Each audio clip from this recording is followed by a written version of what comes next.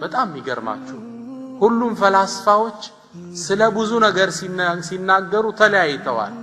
በሐሳብ አቋማቸው ያን በመግለጽ በአንድ ነገር ግን ተስማምተዋል ፈላስፋ የተባለ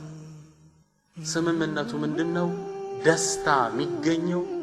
ራስ ላይ ኢንቨስት በምታደርገው ወጭ ሳይሆን ለሌሎች ኢንቨስት በምታደርገው ለሌሎች በኖርክ ቁጥር በጣም ደስተኛ ሰው ትልቁ ደስታ ማለት ሌላ ዳህ ሲበላ ስታይ ችግረኛ ለብሶ ስታይ አንድ ወንድማችን ባለጸጋላ አዲስ አበባ የቲሞችን አልብሳለሁ ብር አመጣ ብዙ ልብሶች ገዛንና ለየቲሞች ወንድሞች ወስደው አለበሷቸውና እሱ እንዳያቸው ጠሩት ልክ ሲያያቸው እንባውን አልቻለው መቆጣጠር በጣም ከደስታው ዱንያ ላይ እንዲተደስቶ ያቀ ማልቀስ ጀመረ ይህ ሰው ልጅ ለብሶ ስታዩ ችግረኛ ጠግቦ ስታዩ ከዚህ በላይ የሚያስደስታል ወንድምህን ስራ አስዘኸው ቁም ነገር ደርሶ ስታዩ እንዴት ነው የሚያስደስተው ኢታር ዱንያ ላይ ከሚሰጠን ውስጣዊ ደስታን ያጎናጽፈናል ሌላው ሌሎችን ማስቀደም ጸጋው ከዱንያ ፈተና ይጠብቀናል ዱንያ ዛሬ ካሳቀች ነገ ማስለቀስ ችግሮች ሲመጡ ግን የአላህ እርዳታ እገዛ ከኛ ጋር እንዲሆን ያግዘናል ነቢያችን ሰለላሁ ዐለይሂ ወሰለም ምን ይላሉ ኢነ ሰናኢዐል ማዕሩፍ ተቂ መሳሪዐ ሱእ መልካም ስራዎች መጥፎን አወዳደቅ ይጠብቃል ወላሂ አላህ እናንተ መሃል የምታቋቸው የሰራሃት መልካም ስራ መጥፎ ቀን ላይ ይደርስልሃል ረሱል ሰለላሁ ዐለይሂ ወሰለም የነገሩን እኮ ሐዲስ አለ እነዛ የሶስት ሰዎች ታሪክ ዋሻ ውስጥ ገብተው ተዘግቶባቸው በምን ነው ተወሱል ያደረጉት በመልካም ስራቸው እኮ እኔ እናንተ እዛ ዋሻ ውስጥ ብንዘጋ ተወሱል የምናረግበት ስራ አለ ያ ረብ ያችን ላንተ ስለሰራውት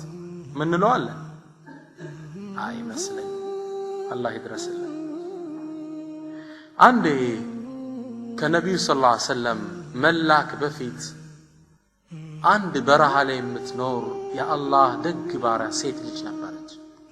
እቺ ሴት ለጋ ልጅ አላት ታዲያ አንዴ ቤቷ ቁጭ ብላ ምግብ ለመመገብ ምግቡን አንስታ አፏ ላይ ስታደርሰው ከውጭ አንድ ምስኪን ይጮሃል አልጁ ረሃብ ፈጀኝ እርሐሙኒ የርሐምኩሙላህ እዘኑልኝ አላህ ይዘንላችሁ ይላል ቤቱስ ምንም ነገር የላትም ከዚች ጉራሽ ውጭ ምን ታደርግ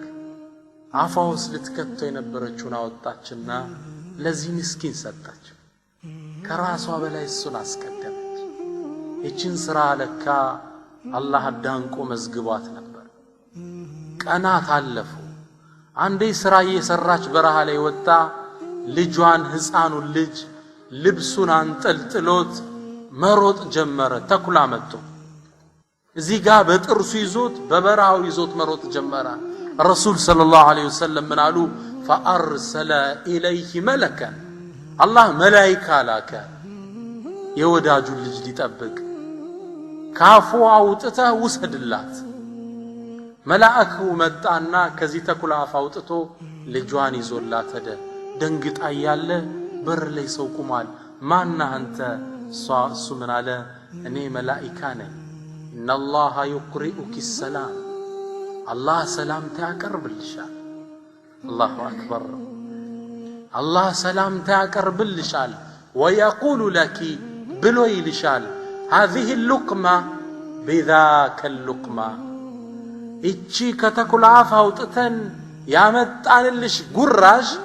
ካፍሽ አውጥተሽ በሰጠሽ ጉራሽ ለውጠንሻለሁ ጉራሽ በጉራሽ ተክቼሻለሁ በላታል